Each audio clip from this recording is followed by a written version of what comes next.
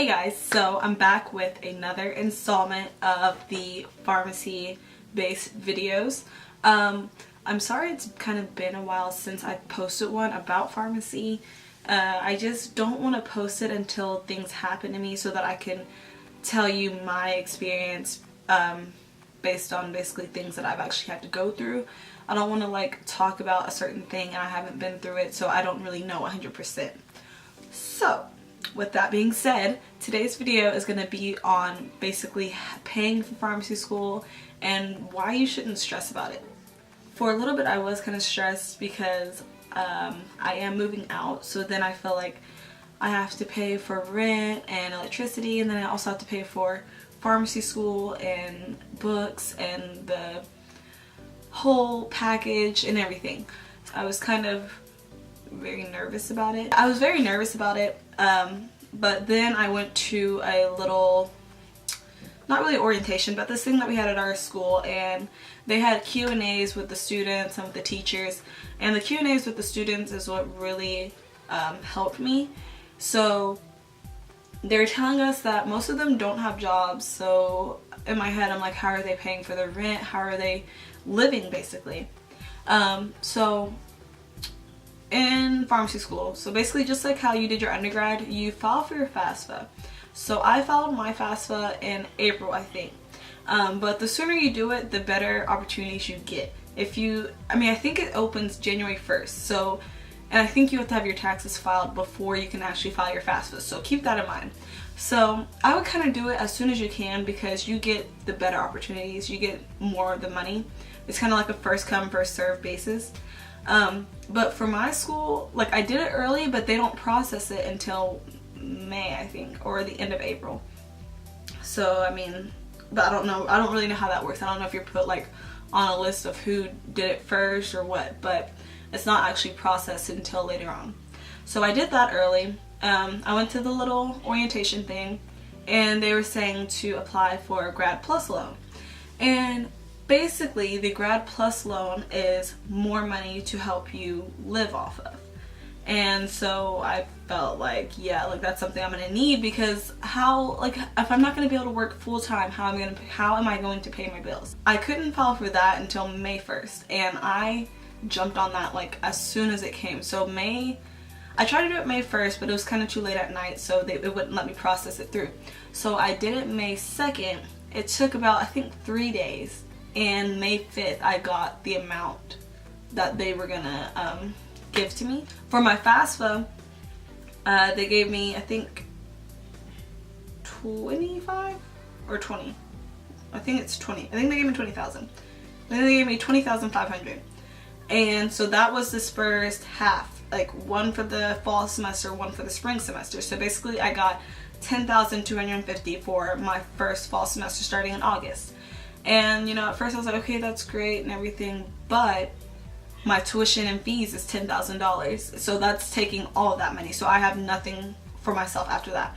So then they finally tell me I get approved for my Grad Plus loan, and I go to see how much they gave me. They gave me like another 20,000. I think they gave me 25,000. And so with all that together, in total I got about $45,000 for my first semester. That made everything better at that point, because okay, so yeah, I only get half of the Grad Plus loan too, but so that's about 12,000 I get to actually live off of for the fall semester, and they give it to me, like it'll be dispersed May 22nd. So that's about 12,000. So that's enough to pay for my rent, my electricity, and extra money, things, any bills that I have to pay. So basically what I'm going to do with that is pay my first 6 months of rent. So that will knock my amount down to 6,000 that I have on hand. And then I'm also going to get a good card that I don't have to worry about putting in the shop or anything like that, and I don't have to have any extra expenses. So that'll knock about another, let's say 2,000. So I got about 4,000 to live off of. Another thing to keep in mind is that college students, they are offered food stamps. So if you are someone that is living on their own, I would kind of look into that. Most people, they look at food stamps as like, oh, well, that's like, I don't want to be on that, but anything to help you out will help you out a lot. So I mean, I'm gonna apply for that, see how much I get. Even if I just get $50, I mean, that's something. I'm not planning to work full-time, so part-time money is not gonna be that much income coming in. My boyfriend, he does work full-time, but still, like, you don't want to put all the expenses on your spouse. With all that being taken care of, like I said, my first semester I got about $45,000. So another thing to think about is, don't worry about how much you have to take out in loans. You're going to be making enough money to pay that back whenever you get out of school. And then plus you get the first 6 months to kind of find a job and get into your job after you graduate, before you have to actually start paying back your loans and things like that. So I wouldn't really worry about that. I mean, you're going to school to be making about around 5 to 6 figures, and by the end of your whole pharmacy school, you're gonna probably be about, the way it's looking for me, let's see, so like, how much did I say about? So like 40 times about 4. So I was looking about like 160,000 in debt. And it sounds like so much, but really, I mean, it's nothing. Like, I mean, not like it's nothing, but it will get paid off. So at the moment being, don't really stress about having to take out all those loans. Do what you have to do to get through school and to be able to focus 100% on school. I'm taking out these loans so that I don't have to work full-time and have to go to school full-time, and then my grades may, you know, fall because I have to do both at the same time. So one last thing I wanted to talk about was if you didn't get enough in Grad Plus loan. So if, say you did your FAFSA and you did your Grad Plus loan and it still didn't give you enough to actually live off of, there are other loans that you can go through and they will be willing to just give you money. So don't think that once you've done that, that's just the last thing you can do and you just have nothing to go off of. After doing those two, I would kind of look into private loan companies, and they will give you money. Because they know that you're gonna have to pay them back, so they're gonna give you money in that aspect. Also, I will look for scholarships. One thing that I found for scholarships is that they give them more to second year and up.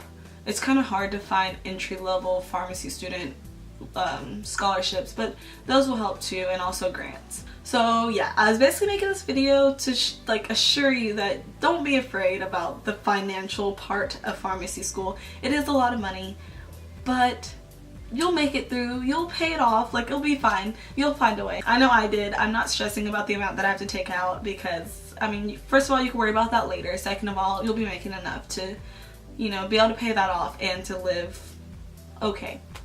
Well, not okay, but live, you know, fine. But yeah,